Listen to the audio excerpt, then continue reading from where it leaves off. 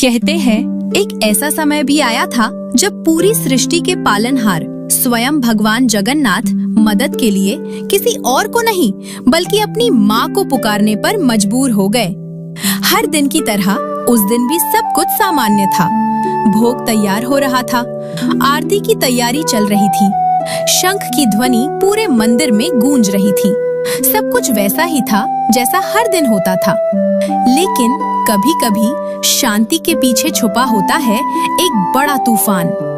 अचानक मंदिर के कुछ दीपक अपने आप बुझने लगे, पहले एक, फिर दूसरा, और देखते ही देखते पूरा एक कोना अंधेरे में डूब गया।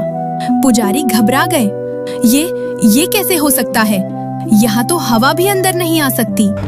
मंदिर के अंदर एक अजीब सा सन्नाटा छा गया और फिर एक और रहस्यमयी घटना हुई। भगवान को चढ़ाया गया भोग, जिसकी खुशबू पूरे मंदिर को भर देती थी, आज बिल्कुल फीका था। ना उसमें कोई सुगंध थी, ना कोई स्वाद, जैसे किसी ने उसकी आत्मा ही छीन ली हो। एक बुजुर्ग पुजारी ने धीमी आवाज में कहा, ये कोई सामान्य संकेत नहीं है।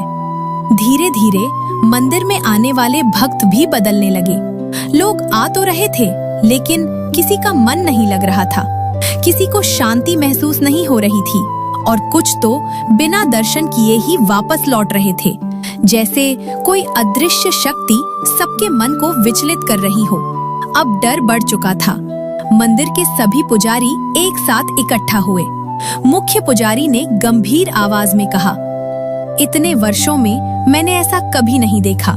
दीपक बुझना, भोग का स्वाद खत्म होना और भक्तों का अशांत होना, ये संकेत है कि कोई शक्ति हमसे नाराज है।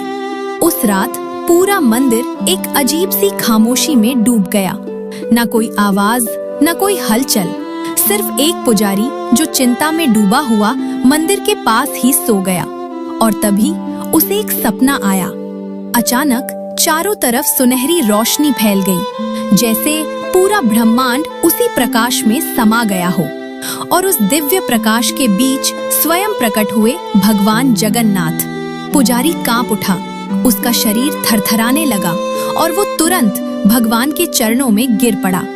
तभी एक शांत लेकिन गंभीर आवाज गूंजी, डरो मत, जो कुछ हो रहा है वह एक संकेत है। समय आ गया है शक्ति को जागृत करने का। पुजारी ने कांपती आवाज में पूछा, प्रभु, कौन सी शक्ति? कुछ क्षणों के लिए पूरा वातावरण और भी गहरा हो गया। फिर हल्की लाल आभा फैलने लगी और भगवान की आवाज फिर गूंजी, जब तक माँ का स्वागत नहीं होगा तब तक यह अशांति समाप्त नहीं होगी। उस पल पुजारी समझ चुका था कि अब सिर्फ पूजा नहीं बल्कि शक्ति के जागरण का समय आ चुका है, और आने वाला समय सिर्फ एक परीक्षा नहीं बल्कि एक दिव्य रहस्य को उजागर करने वाला। सपने में मिले उस संदेश ने सब कुछ बदल दिया था।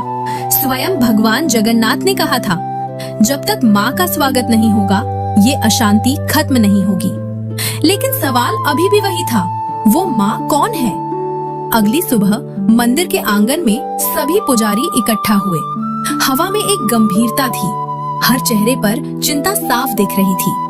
मुख्य पुजारी ने गहरी सांस ली और धीमी लेकिन दृढ़ आवाज में बोले, ये कोई साधारण सपना नहीं था, ये स्वयं भगवान का आदेश है। हमें शक्ति की आराधना करनी होगी। सभी पुजारी चुपचाप एक दूसरे को देखने लगे। तभी एक पुजारी ने संकोच से पूछा, लेकिन हम किस शक्ति की पूजा करें? कुछ पल के लिए पूरा वातावरण शांत हो गया।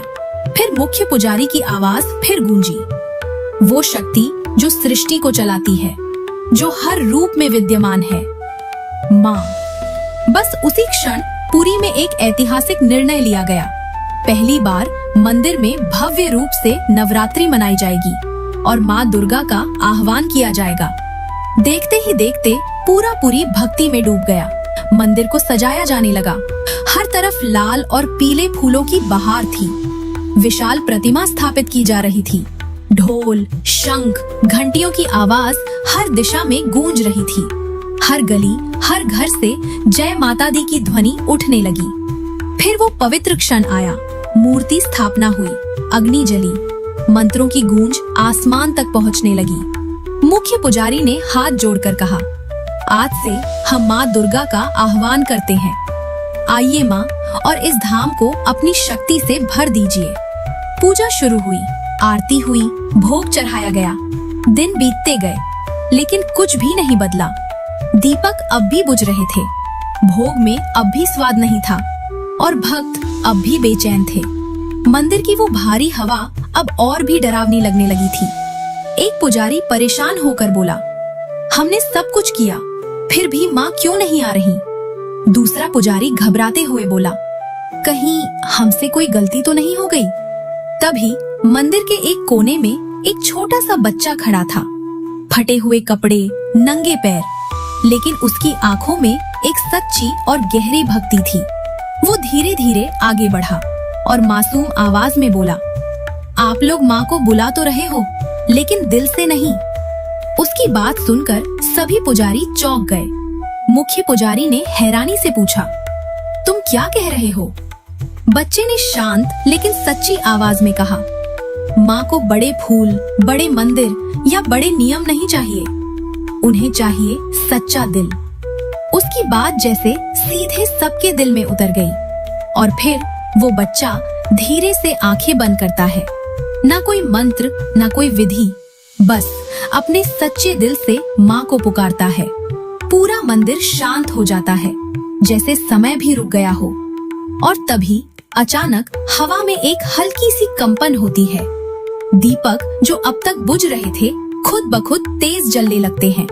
हवा में एक अलग सी ऊर्जा फैलने लगती है, और धीरे धीरे पूरा वातावरण बदलने लगता है, जैसे किसी ने सच में माँ को पुकार लिया हो। और उसी क्षण सब कुछ बदल गया।